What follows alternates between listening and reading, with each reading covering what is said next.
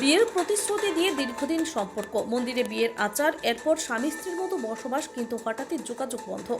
এমনই অভিযোগকে কেন্দ্র করে আগরতলায় চাঞ্চল্য। অভিযোগকারীর দাবি, 2020 সাল থেকে বিশালগড়ের সাবিত্রী মেডিকেল ও মাইক্রোপ্যাথ ল্যাব অ্যান্ড ডায়াগনস্টিক সেন্টারের মালিক উৎপল সাহা ওরফে নন্দুর সঙ্গে তার সম্পর্ক গড়ে ওঠে।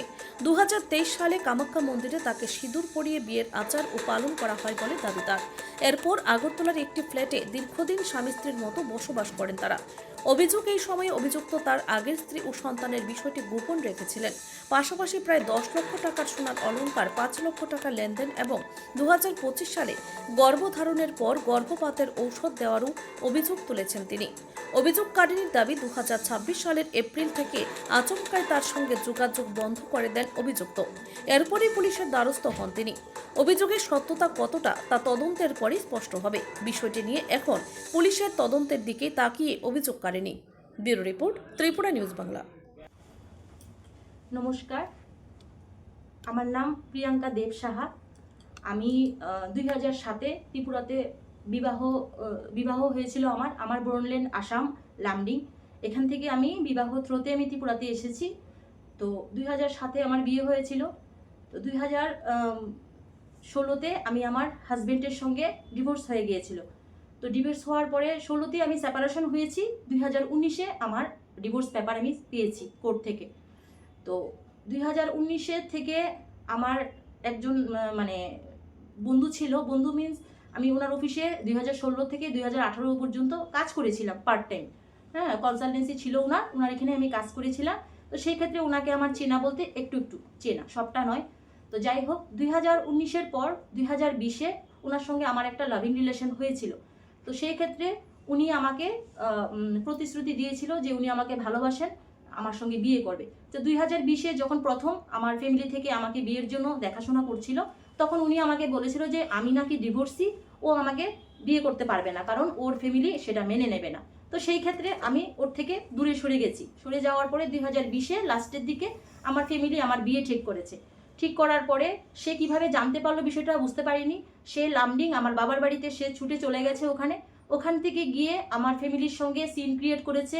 আমার ভরপুর পরিবারের মধ্যে ও যন্ত্রণা করেছে, এবং যার সঙ্গে আমার বিয়ে ঠিক হয়েছিল ওই ছেলের সঙ্গে সে খারাপ আচরণ করেছে। এবং সে স্বীকার করেছে ছেলেটার সঙ্গে যে ও আমাকে খুব ভালোবাসে, ও আমাকে বিয়ে করবে, ও হতে দেবে না।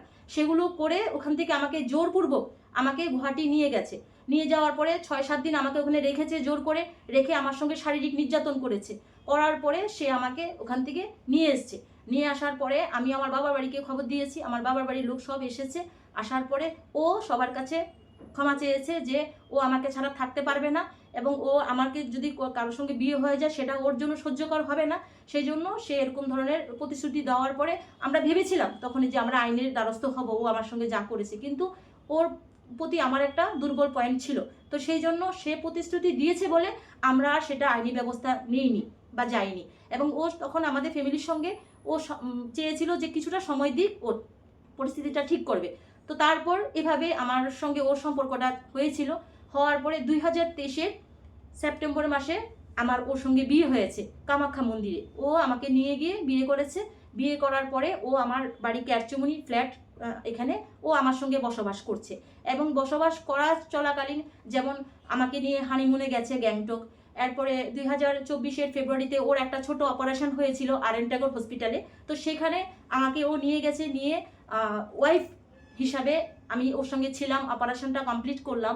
এরপরে 2023-এর থেকে শুরু করে 2024 পর্যন্ত আমার সঙ্গে ওর বিভিন্ন জায়গায় ভ্রমণ, আমার বাবার বাড়ি যাওয়া, শীতলা পূজাতে যাওয়া, আমার বাবার বাড়িতে থাকা, সব কিছু কন্টিনিউয়াসলি মানে চলছিল। ঠিকভাবেই একটা স্বামী স্ত্রী যেভাবে বিয়ের পরে হয় সেভাবেই আমার চলছিল। তারপর 2024-এর জুন মাসে ওর হঠাৎ করে মানে একদিন দৌড়ে ও আমার ফ্ল্যাটে চলে আসলো। ওর দোকান তো বিশালগড় সাবিত্রী মেডিকেল হল এবং মাইক্রো ডায়াগনস্টিক সেন্টারের মালিক মিস্টার উৎপল সাহা, ওকে সবাই নন্দু বলে চিনে। ওই হয়েছে আমার বর্তমান স্বামী। ঠিক আছে, ও আমাকে স্বামী স্ত্রী হিসাবে ও আমার ফ্ল্যাটে থাকছে। আমাদের আশেপাশের এলাকা এবং আমাদের স্থানীয় যারা আছেন সবাই চেনেন ওনাকে, উনি যে আমার স্বামী, কারণ উনি দীর্ঘদিন ধরে আমার সঙ্গে বসবাস করছেন এখানে। তারপরে যখন উনার ফার্স্ট ওয়াইফ পাপড়ি লোধ, হ্যাঁ, উনি বিশালগড় NHM ডিপার্টমেন্টের কন্ট্রাক্ট বেসিক জব করেন।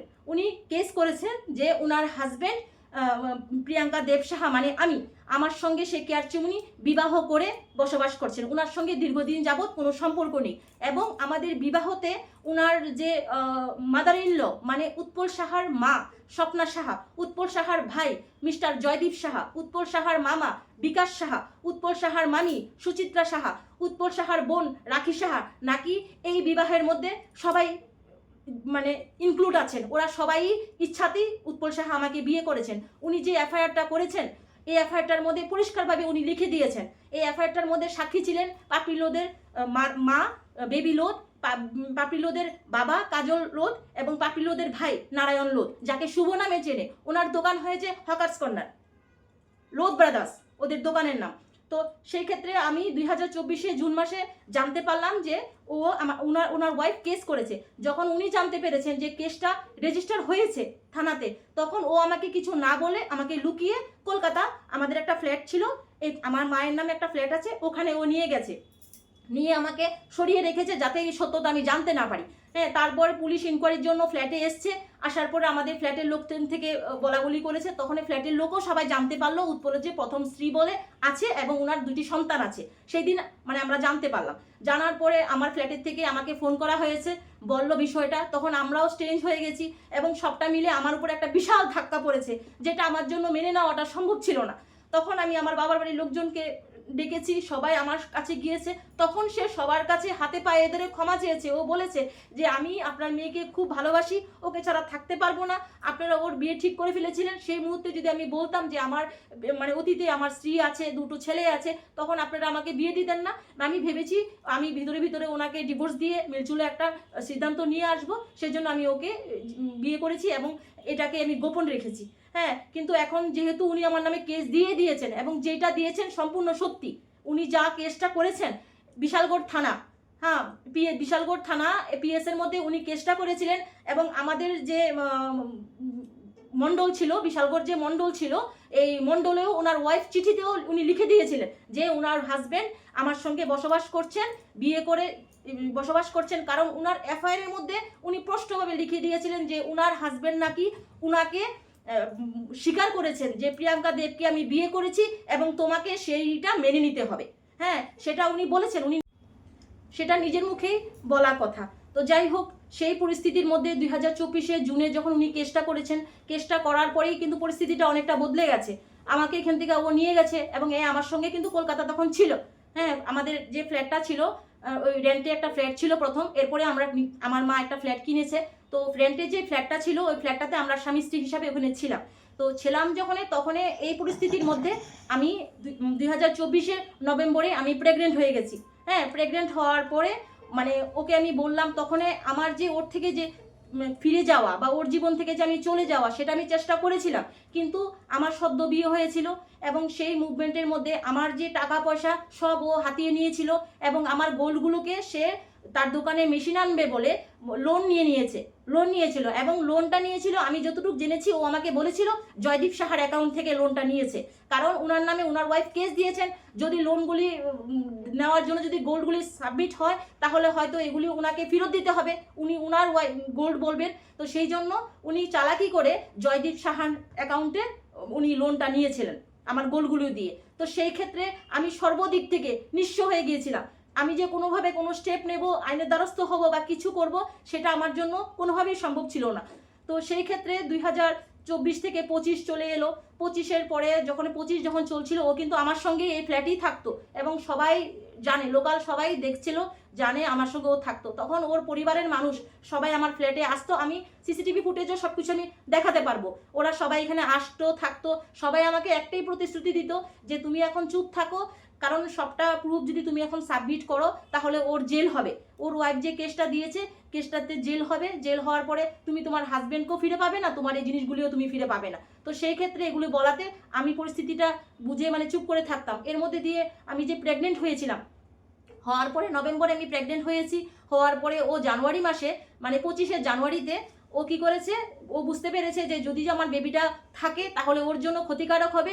আমার জ্বর ছিল, এই জ্বরের মধ্যে ও কি করেছে, আমার বেবিটাকে জ্বরের ওষুধের সঙ্গে মিলিয়ে ও আমাকে বাচ্চা নষ্ট করার ওষুধটা খাইয়ে দিয়েছে। তারপরে যখন আমার বেবিটা নষ্ট হয়ে যায়, আমরা মেডিকেলে যাই, ডক্টর সোনোগ্রাফি করে, আমি রিপোর্টগুলি সবগুলো আইনে আমি সাবমিট করেছি। হ্যাঁ, তখন আমাকে বলা হয় যে বেবিটাকে যদি আমি রাখতাম তাহলে হয়তো ওর জন্য এটা খুব খারাপ গ্রাউন্ড হতো, ওর ওয়াইফ যে এলিগেশনগুলি দিয়েছিল এটির সত্যতা প্রমাণ হয়ে যেত।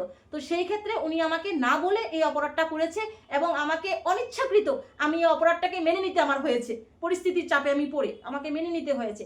তো সেই ক্ষেত্রে ও 2025 পর্যন্ত আমার সঙ্গে এইভাবেই চলছিল। ওর একটাই কথা ছিল যে ওর ওয়াইফ কেসটার সঙ্গে শেষ হয়ে গেলে নাকি ও আমার সঙ্গে থাকবে, ওকে ডিভোর্স দিয়ে দিবে, ওর সঙ্গে ও থাকবে না। ও থাকতে চায় না বলেই তো দীর্ঘদিন ওর সঙ্গে সম্পর্ক থেকে দূরে থেকে আমার সঙ্গে ও আছে, এখনো আছে, ভবিষ্যতেও থাকবে, এই বলে 2026 পর্যন্ত মার্চ মাস পর্যন্ত চলছিল। জানি না ওদের মধ্যে কি হয়েছে এমন কথাবার্তা যে ওর ওয়াইফ কেসটাকে মিডিলে স্টপ করে উনি কেসটা নিজে থেকে তুলে নিয়েছেন, কেসটাকে রানিং চলতে দেয়নি, উনি নিজে থেকে মানে উনি নিজের ইচ্ছে কেসটা তুলে নিয়েছেন, এমন একটা অ্যাপ্লিকেশন উনি জমা দিয়ে কেসটা তুলে নিয়েছে। তো আমার হাজবেন্ড আমাকে বলেছে যে কেসটা তুলে নেওয়ার পরে উনি স্টেপ নেবে। তো যাই হোক, মার্চ মাসের 31 তারিখে উনি পেপার পেয়েছেন যে কেসটা ওঠানো হয়ে গেছে। এইবার এপ্রিল থেকে যখন আমি ওকে বলছি যে তুমি কেসটা তুলে যেহেতু নিয়েছে, এখন তুমি কি করবে, এটাকে সমাধান করো, এইবার উনি আমাকে নানা রকম থ্রেট দিচ্ছেন, বলছে যে আমি গয়নাগাটি তোকে দেবো না, টাকা পয়সা কিছু দেবো না, এই ফ্ল্যাটটা আমাকে ওর নামে লিখে দিতে হবে। হ্যাঁ, তারপরে বিভিন্নভাবে আমাকে ও মানসিক শারীরিক টর্চারিংগুলো করছে। ও বলছে যে দেখে আমি যখন বলতাম এই টর্চারিংগুলো করার পরে যখনই আমি বলতাম যে আমি তাহলে আইনের আশ্রয় নেবো, তুমি যে আমার সঙ্গে এমন করছো, ও আমাকে বলতো যে দেখেছিস আমার ফার্স্ট ওয়াইফ যে কেস করেছিল ওর বাধ্য হয়েছে কেসটা তুলতে, আমার জন্য আইনকে কিভাবে গোড়াতে হয়, কিভাবে প্রশাসনকে চালাতে হয় সেটা নন্দু সাহার জন্য কোনো ব্যাপার নয়, সেটা ওর জন্য খুব ইজি ব্যাপার। ওর টাকা আছে অনেক, ও অনেক কিছু করতে পারে, ও আইন কিনতে পারে, ও প্রশাসনকে ঘোরাতে পারে, ও মণ্ডলকে মানে চাপ দিতে পারে, ও সব কিছু করতে পারে। এগুলি বলে আমাকে সবসময় থ্রেট দিত। ও বারবার এই একটা কথাই বলতো যে ওর ওয়াইফ যে ওর নামে যে এলিগেশনগুলো দিয়েছিল সব কিছু সত্যি হওয়া সত্ত্বেও তো ওর ওয়াইফের বাধ্য হয়েছে কেসটাকে তুলতে। তো তুমিও যদি যাও আমার নামে কেস করতে, কিছু হবে না, তোমার সব আরো টাকা পয়সা নষ্ট হবে এবং আমি এগুলোকে মানে আমার কাছে কোনো ব্যাপারই নয়। তো সেগুলো বলে ও আমাকে থ্রেট দিত, আমার সঙ্গে ঝগড়াঝাটি হতো। তারপরে ও এপ্রিল থেকে আমার থেকে ডিস্টেন্স থাকা শুরু করে দিয়েছে। এরপরে আমি সব দিক থেকে অসহায় হয়ে আমি আইনের দ্বারস্থ হয়েছি এবং প্রত্যেকটা জিনিস আমি যে কথাগুলো আপনাদেরকে মিডিয়ার সামনে আমি এসে বলছি, প্রত্যেকটা জিনিসের এভিডেন্স আমি থানাতে সাবমিট করেছি এবং সেটা কোর্টেও উঠেছে। এখন ওনাকে পুলিশ অ্যারেস্টের জন্য খোঁজাখুঁজি করছে, উনাকে পাচ্ছে না। আপনাদের কাছে আমার একটাই নিবেদন যে উনি যে আমার সঙ্গে করেছেন, আমি সেই অপরাধের জাস্টিস চাই, যেন সে আমার সঙ্গে যেটা করেছেন দ্বিতীয় কোনো মেয়ের সঙ্গে ও না করতে পারে। সেটার জন্য আমি আপনাদের কাছে সবার কাছে আমি সামনে এসেছি, আপনারা আমার পাশে থাকেন, সেটাই আমি চাই।